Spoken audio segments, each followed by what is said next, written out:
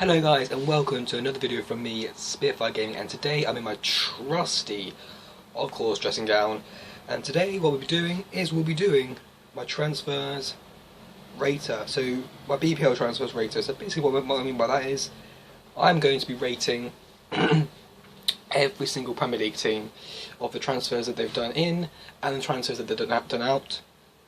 There may be two parts to this because of course there's quite a lot of coverage to do.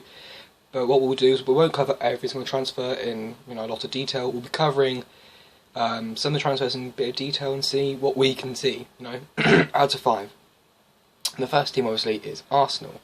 Now Arsenal have done some big, last minute signings with Lucas Perez and with Shrejan Mustafi. And 17 million is decent. And 35 million is a bit too much, I think, for Mustafi, but of course I heard that Valencia were bumping up the price slightly, so I guess I have to understand that that may happen. They also signed Granit Xhaka for 30 million from Borussia Mönchengladbach, so that's pretty decent, and they signed Rob Holding from Bolton for 2 million as well, which is okay. He's a young covering centre-back. I still feel like they haven't got the world-class striker that they need, although Lucas Perez will cover some, will probably score a few goals, maybe like 10-12, same as kind of Giroud I think will score this season. Has it been worth it? Have they done enough to win the title? I don't think so. Have they done enough to consistently get top 4? Yeah, I think they have. I think they will still get 4th. To be honest, and they've done what they needed to do. They've covered the centre-back spot and they've got themselves another striker. Ultimately, that's kind of what they need, and they have got rid of a few players that they've got rid of a few players that have been a bit deadwood to the club. So Mikel Arteta, Thomas Rosicky, Matthew Flamini, obviously Szczesny, and so on and so forth. Now they got rid of Jack Wilshere to Bournemouth, and they got rid of Serge Gnabry to Werder Bremen for 5 million. I think he was a promising young talent, but overall I think that Arsenal have done a 3.5 out of 5, which is pretty respectable. Bournemouth are the next team. Now they've brought in quite a few players actually, and actually, no, they haven't brought in too many players, but they've brought in some pretty decent ones, like Nathan Ake from Chelsea, Lewis Cook from Leeds, which I think is a very fantastic signing in my opinion. Brad Smith from Liverpool, again, that's a very good signing I think in my opinion, and I think Jack Wilshere on loan will do them some dividends I think in my opinion, if he stays fit. They've got rid of Distan, Zubar, Tomlin, Glenn Murray, the striker. They've got rid of a few players that I think have been a bit of deadwood in their team, and I don't think haven't performed. And a lot of those players are championship players, which I think is good. It's a step in the right direction. They're getting rid of the old, well not old, but the players that aren't good enough, and they're bringing in players I think will be good enough in the future. So they're thinking of the future.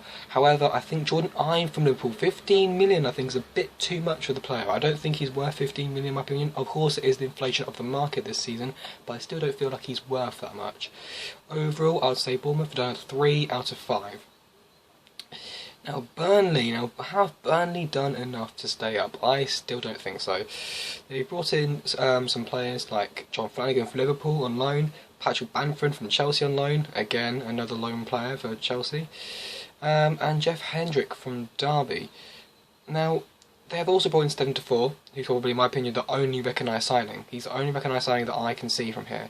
None of these other players I can see are going to be recognised starting 11 signings, which is a problem because Burnley, need these kind of players. They need established Premier League proven players now, and they haven't got any, really. So, they've also got rid of one of their biggest personalities, Joe Barton, to Rangers, which I think is a massive loss. I think he really, as much as he's a knob, he's actually okay, and I think that he's more of a personality, and I feel like you need that in the Premier League when you're a new team.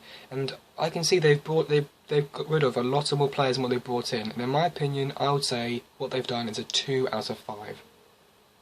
Chelsea, of course, my team. Now, for players we brought in, Michy Batshuayi for 33 million, pretty decent. Kante from Leicester, 30 million. I'd say it's a bit too much, but yeah, I guess it's okay. Marcos Alonso, no. In my opinion, not worth the 23 million that we spent for him, but I guess, oh well. His left back is something we do need to get in, so I guess, you know. David Luiz for 34 million. Now that for me is no. I mean, yeah, we made profit on him. We bought him for like 25 million, sold him for 50, then we got back for 34. And I understand he's a fantastic personality, and on his day a fantastic centre-back. But in my opinion, he's not good enough, and he's not the player that we need. In my opinion, you can tell how inconsistent and how bad he can be. In particular, the game against Germany, where they lost 7-1. Now, the reason why he looks decent is because that he's playing next to Thiago Silva, who, in my opinion, is one of the best centre-backs in the world. In fact, I would say he's like fourth. I said no, not fourth. I'd say it's about second. I'd say he's the second best centre-back in the world, or third, behind probably Godin and Boateng.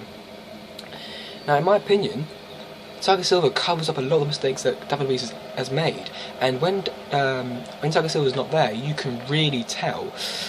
So, in my opinion, we're kind of buying the personality more than anything else. We're not buying, you know, a fantastic world-class centre-back. We're buying a personality, which can be okay, but at the same time, it can cost us.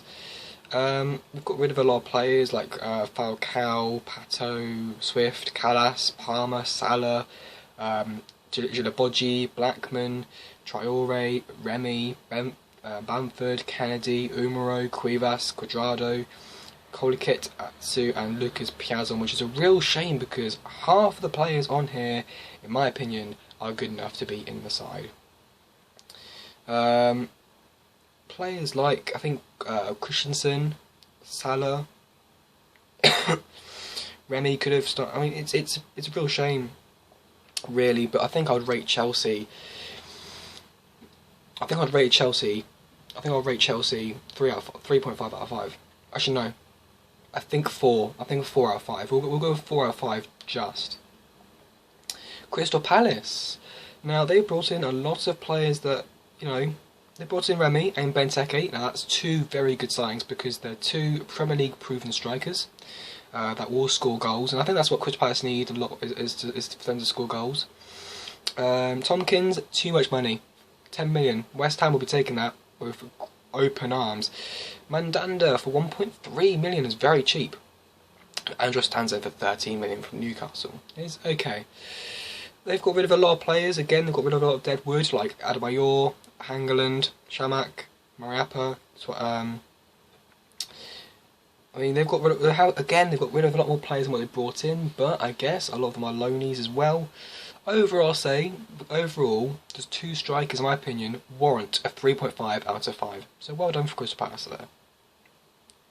Everton. Sorry, I've got a bit of a bad cough. Everton have only just recently brought in a few players. In my opinion, they haven't really got a world-class goalkeeper, but Stekelenburg has been doing very well in the Premier League this season, so well done to him. Ashley Williams is a very good personality and a very good, it's like a general, very, you know, big centre-back. I think he'll be very important. And Valencia on West Ham, from West Ham to loan. I think that's an okay signing, for loan anyway. But they've got rid of a lot of deadwood as well. They've got rid of like Tim Howard, Stephen Pienaar, Tony Hibbert, Liam Osman. You know, I think the biggest one is John Stones, and I think John Stones for 47.5 million. Is it worth it? Have Man City, you know, is it worth Everton selling? I think so. I don't think he's worth that. I don't think he's as good as what people think he is. I don't think he is anyway. I think he's going to be another Gary Cahill, where people, you know, on his day he can be a good centre back, but I think consistently he's just not going to be good enough. So I'm going to rate Everton 3.5 out of 5. Hull. Now Hull have only got 13 professional fit players, so obviously they need to bring in players, and apart from David Marshall and Ryan Mason, no one. They haven't really brought anyone that's probably any good, so great there.